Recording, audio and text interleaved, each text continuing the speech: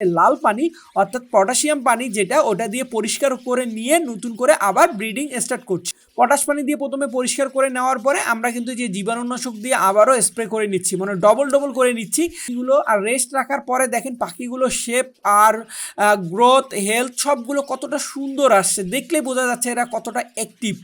আমরা পাখিগুলো ধরছি আর ধরার পরে আমার নিজেরও কিন্তু ভালো লাগা কাজ করছে। আর যদিও রোজা থেকে এই পাখি ধরাধরি একটু কষ্টের কাজ, এই যে 1 মাস 5 দিন পরে এদের মধ্যে জোড়া করে দিলাম। আর 1 মাস 5 দিন পর আমাদের রঙিন কলোনিতে আলহামদুলিল্লাহ ব্রিডিং শুরু করে দিলাম আর কাজটা সেরে ফেললাম। দেখেন দেওয়াও দেরি নাই আর এদের ভালোবাসাও সৃষ্টি হতে দেরি নেই। দেখেন বললাম না চুমুকের মতন কাজ করতে শুরু করবে। লাইলি মজনুদের প্রেম কিন্তু পুরাই জমে উঠছে ভাই। দেখেন কত সুন্দর লাগছে, যে সুন্দরীর পিছনে কিন্তু কয়েকটা ছেলে লেগে গেছে। সাদা পানি আর লাল পানি আজকেও দেখতে পাচ্ছেন, এবং তার সাথে 1 বালতিন লাল পানি নিয়ে আমরা কোথায় চলছি চলেন দেখাই আপনাদেরকে। সেটা হচ্ছে আলহামদুলিল্লাহ আজকে আমরা 1 মাস 5 দিন পর আমাদের বাজিকর পাখির রঙিন কলোনির ব্রিডিং স্টার্ট করতে যাচ্ছি। তার আগে স্টার্ট করার আগে যে কাজগুলো থাকে, যেমন এই হাড়ির যে ময়লা অংশগুলো, অনেকগুলো হাড়ির অবস্থা খুবই খারাপ। আমরা আবার যখন নতুন করে শুরু করছি তার মানে এইখানকার যত পরিষ্কার জীবাণু মুক্ত করে দেন নতুন করে শুরু করতে হবে। তাই আমরা 1 মাস 35 দিন পর আমরা আমাদের কলোনির হাড়িগুলো নতুন করে আবার সব নামাচ্ছি এবং A to Z একদম সুন্দর করে আমাদের যে লাল পানি অর্থাৎ পটাশিয়াম পানি যেটা ওটা দিয়ে পরিষ্কার করে নিয়ে নতুন করে আবার ব্রিডিং স্টার্ট করছি। এখন এই ভিডিও শেয়ার করার পিছনে মূল কারণ হচ্ছে আপনারা যারা আসলে আপনাদের পাখিগুলোকে রেস্টে রাখেন বা রেস্ট দেওয়ার পরে আবার নতুন করে শুরু করেন, খাঁচায় হোক কলোনিতে হোক, আমি বলি যে আপনারা আবার নতুন করে এরকম পটাশ পানি দিয়ে সুন্দর করে ধুয়ে মুছে শুকায় দেন, তারপরে আপনারা আপনাদের পাখিগুলোকে হাঁড়িগুলো ব্যবহার করতে দিবেন। তো এটা হচ্ছে আমার মনে হয় রঙিন কলোনি 1। আর রঙিন কলোনি 2তেও আমাদের সময় এসে গেছে রেস্ট দেওয়ার। আর আমরা এবার যে সিস্টেমের রেস্ট দিলাম এতে আমার যে কী উপকার হতে পারে আমি আপনাদেরকে ইনশাল্লাহ ভিডিওর মাধ্যমে জানাবো। যদিও শুধু একটু মাত্র ক্ষতিপূরণ হয়েছে, সেই ক্ষতিপূরণটা হচ্ছে আমরা দেখছেন অনেকগুলো ডিম নষ্ট করছি, অনেকগুলো বাচ্চা নষ্ট হয়েছে। আসলে কলোনিতে এটা স্বাভাবিক। কলোনিতে আপনি আপনাদের পাখিগুলোকে ব্রেক দিতে গেলে এরকম সমস্যা আপনাকে পড়তেই হবে, কারণ সব পাখি একসাথে ডিম দেয় না, কোনোটা আগে দেয় কোনোটা কিন্তু পরে দেয়।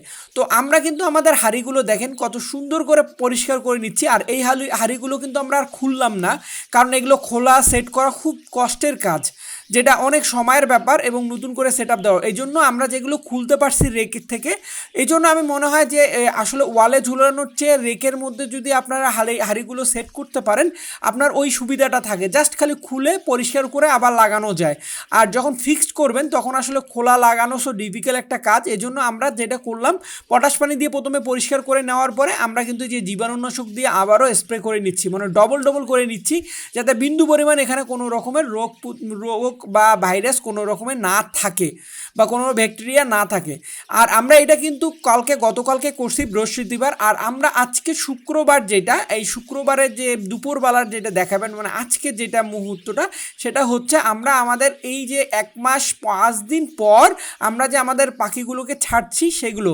তো এই ছাড়ার জন্য আপনাদেরকে যেটা করব সেটা হচ্ছে আমরা প্রথমত জীবাণুনাশক দিয়ে স্প্রে করে নিব আমার খাঁচাটা। আর আমরা হচ্ছে এই যে এখানে রাখছিলাম ফিমেল পাখিগুলো, আসলে মেল পাখি আর ফিমেল পাখিগুলোকে দূরে দূরে রাখছিলাম যাতে এদের ভালোবাসাটা বৃদ্ধি হয়। আর যত ভালোবাসা বাড়বে ততটাই এদের মধ্যে একজন আরেকজনের প্রতি আকর্ষণ বাড়বে, আর যত আকর্ষণ বাড়বে তত ভালো রেজাল্ট আসবে ব্রিডিংয়ে। কারণ বেশি দূরে থাকলে মানুষের ক্ষেত্রে হোক আর পশু পাখির ক্ষেত্রে হোক আর সবার ক্ষেত্রেই কিন্তু ভালোবাসা বাড়ে। যত কাছাকাছি থাকে তত যুদ্ধ বাড়ে, তত এ ওকে মারতেছে, এর ভালোবাসা কমে যাচ্ছে। ঠিক পশু পাখির ক্ষেত্রেও সেম, যে এদেরকে যত একজন আরেকজনকে দেখতে দিবেন না, দূরে দূরে রাখবেন, নিয়ে যে আবার একসাথে দিবেন, এদের ভালোবাসা একদম চুমুকের মতন লেগে যাবে। তো যাই হোক, এই যে সেই পাখিগুলো আর রেস্ট রাখার পরে দেখেন পাখিগুলো শেপ আর গ্রোথ হেলথ সবগুলো কতটা সুন্দর আসছে, দেখলেই বোঝা যাচ্ছে এরা কতটা অ্যাক্টিভ। মোটামুটি আমার মনে হয় 1 মাস 5 দিন অনেক ভালো একটা ব্রেক পাইছে। আর এই 1 মাস 5 দিনের মধ্যে কিন্তু আমি যেটা করছি এদেরকে ব্রিডিং কোর্স করাই নিছি, ভালো মানের গ্রিড খাওয়াইছি, খাবার খাওয়াইছি, সফট ফুড খাওয়াইছি। মোটামুটি বলা চলে এগুলো এখন আমার 100% চার্জ। এই যে আমাদের গ্রিড দিয়ে রাখছিলাম এবং খাবার দিয়ে রাখছিলাম, আর একটা স্পেস দিয়েছিলাম যাতে এরা উড়াউড়ি করতে পারে। তো সুন্দর একটা স্পেস তৈরি হয়েছে। আর আমার বিশ্বাস যে এরা আবার নতুন করে যখন শুরু করবে ঠিক প্রথমের দিকে যেরকম ভালো রেজাল্ট করতেছিল আবারও সেম ওই রকমই রেজাল্ট করবে আমার বিশ্বাস। তো আপনারা এই সিস্টেমে যদি আপনাদের পাখিগুলোকে রেস্ট দেন, ইনশাল্লাহ আমার বিশ্বাস যে আপনাদের পাখিগুলো ভালো রেজাল্ট করতে বাধ্য। আর অবশ্যই কিন্তু রেস্টের পাশাপাশি আপনার পাখিগুলোকে ব্রিডিং কোর্স করায় নিতে হবে। আর কীভাবে ব্রিডিং কোর্স করায় নেবেন এটা নিয়ে কিন্তু আমাদের ইউটিউব চ্যানেলে প্লাস ফেসবুক পেজে 2 জায়গায় ভিডিও দেওয়া আছে। আর যারা ইউটিউবে ভিডিও দেখছেন তাদেরকে আমরা ডিসক্রিপশন বক্সে লিঙ্ক দিয়ে দিব, আপনারা ওখান থেকে দেখে নিতে পারবেন। বা আপনারা ইউটিউবে এসে যদি সার্চ দেন বার্ডস অফ ভিলেজের ব্রিডিং কোর্স, তাতেও কিন্তু আপনারা দেখতে পারবেন। তো মোটামুটি আমরা পাখিগুলো ধরছি, আর ধরার পরে আমার নিজেরও কিন্তু ভালো লাগা কাজ করছে। আর যদিও রোজা থেকে এই পাখি ধরাধরি একটু কষ্টের কাজ, যদিও ছোট জায়গা, অতটা বেশি আমার কষ্ট হয়নি আজকে। তো মোটামুটি ধরতে ধরতে আপনাদেরকে আরেকটা কথা বলে নিই যে আপনারা যখন পাখিকে রেস্টে রাখেন ওই সময়টা আপনারা চেষ্টা করবেন আপনাদের পাখিগুলোকে যতটা পারবেন শাকসবজি দেওয়ার। শাকসবজিটা দেওয়ার কারণ হচ্ছে শাকসবজিতে কিন্তু একটা অন্যরকম একটা শক্তি কাজ করে থাকে আমি মনে করি পশু পাখির ক্ষেত্রে। আর শাকসবজি এমন একটা জিনিস যেটা ওদেরকে কিন্তু না খোলটায় খেতে হয়, অর্থাৎ আপনারা জানবেন যে ছোট একটা চিনার দানা বা ছোট একটা কাউনের দ্বারাও কিন্তু এদেরকে দানাটা ভিতর থেকে চালটা বের করে দেন খেতে হয়। কিন্তু শাকসবজি বা আপনি সফট ফুড এইগুলো যখন দিবেন ওরা কিন্তু যা খাবে তাই ওদের গ্রহণ করে একদম সরাসরি, কোনো কষ্ট করতে হচ্ছে না। এই জন্য আমি মনে হয় ব্রিডিং অফ যখন রাখবেন যতটা পারবেন পাখিগুলোকে দিতেন। আর দেখেন পাখিগুলো কতটা চঞ্চল, মাশাল্লাহ। আমরা এগুলো মোটামুটি ধরে নিলাম, যদিও সীমিত পরিমাণে আমাদের পাখি যা আছে আলহামদুলিল্লাহ। আর আমি কিন্তু বাজিঘর পাখি বাড়াতেও কাউকে বলবো না, আর কাউকে বলবো না, কারণ বাজিঘর পাখির চাহিদা অনেক সময় এখন যেমন অনেক বেশি, আবার অনেক সময় কিন্তু কমেও যায়। তো আমরা এগুলো ধরে নিয়ে গেলাম, মোটামুটি ধরে নিয়ে যে এখন আমরা রঙিন কলোনি 1-এ ছাড়বো। আর একটা কথা বলে নিই আপনাদেরকে যে আমি যে পাখি এখন ছাড়লাম এই পাখি কিন্তু ফাইনাল। এরপরে কিন্তু দেখেন এই পাখিগুলোকে ধরলাম মাশাল্লাহ, এই পরে কিন্তু আমরা এখানে আর কোনো নতুন পাখি ছাড়বো না। এখন যা মারামারি যত ফাটাফাটি যা হওয়ার এখনই হয়ে যাক, কিন্তু পরে যখন আবারও আপনি নতুন করে পাখি এখানে ছাড়তে যাবেন তখন কিন্তু 100% মারামারি হয়ে যাবে। এই জন্য আপনি যদি আরও কখনও মনে করেন রেস্ট শেষ হওয়ার পরে যা পাখি ছাড়ার ওইটাই ফাইনাল, যেমন আমি এইটাই ফাইনাল, আমি কিন্তু নতুন আর কোনো পাখি ছাড়তে যাচ্ছি না। তো আমরা পাখি ছাড়বো এইখানে আমাদের রঙিন কলোনি 1-এ। তো রঙিন কলোনির 1-এ একটা জিনিস দেখেন যে ছেলে পাখিগুলো মেয়ে পাখিগুলোকে দেখার পরে কত ছোটাছুটি শুরু করে দিছে, কতটা না খুশি। তাদের প্রেমিকা কতদিন পর তাদের কাছে আসলো, তাদের বউ কতদিন পরে তাদের কাছে আসলো। তো আমরা এই যে 1 মাস 5 দিন পরে এদের মধ্যে জোড়া করে দিলাম, আর 1 মাস 5 দিন পর আমাদের রঙিন কলোনিতে আলহামদুলিল্লাহ ব্রিডিং শুরু করে দিলাম। আর আজকে হচ্ছে শুক্রবার, আর এই শুক্রবারে কিন্তু আমি সবসময় সব শুভ কাজ করি, আর এদেরও কিন্তু এই যে শুভ কাজটা সেরে ফেললাম। দেখেন দেওয়াও দেরি নাই, আর এদের ভালোবাসাও সৃষ্টি হতে দেরি নেই। দেখেন বললাম না চুমুকের মতন কাজ করতে শুরু করবে, দেওয়ার সাথে সাথে দেখেন এই যে ছেলে পাখিটা মেয়ের পাখিটার কাছে ছড়াছড়ি করতেছে।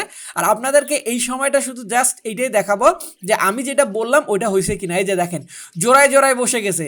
দেখেন 1 মাস 5 দিন ব্রেক ছিল, কে কার জোড়া সেটা কেউ জানে না, কিন্তু দেওয়ার সাথে কিন্তু একজন আরেকজনের সাথে টাঙ্কি মারতে শুরু করে দিছে।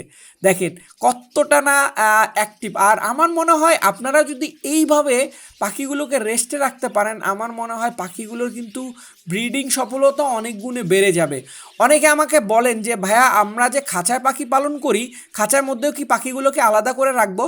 তো আপনারা যদি খাঁচায় পাখি পালন করেও থাকেন, আমার মনে হয় সবচেয়ে বেটার হয় যদি আপনার পরিমাণে অনেক বেশি থাকে, দেখা গেল যে আপনি ছেলেগুলোকে একটা খাঁচা রাখলেন, মেয়েগুলোকে একটা খাঁচা রাখলেন, দেন রেস্ট শেষ হয়ে গেলে আবার ওদেরকে জোড়া করে দিলেন, রেজাল্টটা কিন্তু অনেক ভালো পাবেন। এই যে দেখেন লাইলি মজনুদের প্রেম কিন্তু পুরাই জমে উঠছে ভাই। দেখেন কত সুন্দর লাগছে, যে সুন্দরীর পিছনে কিন্তু কয়েকটা ছেলে লেগে গেছে, কে আগে নিবে সুন্দরীকে। দেখেন এইটা আমার কিন্তু সেই সুন্দরী পাখিটা, আর সুন্দরী পাখিটার পিছনে কিন্তু এই 1 2 3 4টা ছেলে একসাথে, দেখেন একসাথে কিন্তু 4 জনে মিলে এই সুন্দরীটা পাখির সাথে একদম পুরা টাঙ্কি মারতেছে। যাই হোক, আপনারা জানি না আপনাদের ভিডিওটা কেমন লাগলো। আমাদের রঙিন কলোনির যে আমরা এই প্রসেসিংয়ে কিন্তু এবার রেস্ট দিলাম, আর আমার মনে হয় এই প্রসেসিংটা অনেক কার্যকর প্রসেসিং আমার কাছে মনে হচ্ছে। আর আপনাদের কাছে যদি মনে হয় যে না এটা কার্যকর প্রসেসিং হওয়ার সম্ভাবনা আছে, তো অবশ্যই কমেন্টে জানাবেন। আর ভিডিওটা যদি ভালো লাগে অবশ্যই কমেন্টে জানাবেন। আর আমাদের চ্যানেলটাকে সাবস্ক্রাইব করতে কিন্তু অবশ্যই ভুলবেন না। আর ফেসবুকে ভিডিও দেখে থাকলে অবশ্যই ফলোয়ার বাটনটা অন করে রাখবেন। আর যত খুশি পারবেন ইচ্ছা মতন শেয়ার করবেন লাইলি মজনুদের প্রেম। আর এতক্ষণ আমাদের সঙ্গে থাকার জন্য আপনাদেরকে অসংখ্য ধন্যবাদ। সবাই ভালো থাকবেন, সবার ভালোবাসার পাখিগুলো ভালো থাক, এই বলে আজকের মতন আমরা বিদায় নিচ্ছি। আল্লাহ হাফেজ, আসসালামু আলাইকুম।